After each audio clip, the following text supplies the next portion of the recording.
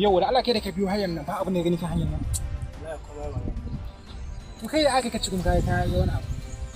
Wallahi wani jahilin maciji na wada. Maciji. Wani jahilin ba ma karami ba ban taba ganin maciji ne ba. Kuma na biyo tana komai ba. Kai. Wallahi macijin nan ya to ya za a ce ai mana haka. Waje tangana wallahi. Wallahi ni da ido na horo gani. Habiya ta hoyi sai can wajen gida ho in wada ma ni bagani. Ni kaina yanzu na dawo daga nan yanzu na dawo ba da jimawa. Yanzu daga cikin ma cikin dajin nan na rage ina zuwa kuma da komai a cikin. Ba ku ganewa macijin ne yana nan shiyanka. Yana nan wajejen ka ko ina bai tafi. Yanzu ka haka yanzu ka. Shikenan ba da mu. Ai za mu kai ka ganshi ne. Kai yanzu nan ne zaka je. Allah zan je cikin gari. Mutum za kuma cikin gari. Kare mu kaga ba dole balle samun shiga dajin nan yanzu. Za mu dan jira zuwa lokaci. Ma cikin gari yake cikin daji dole za mu fita. Za ka ina ga ai can kai gari ba. Mu koma ka kara mu kan za mu kara dawo insha Allah. A'a kakku banne ba rawan ba.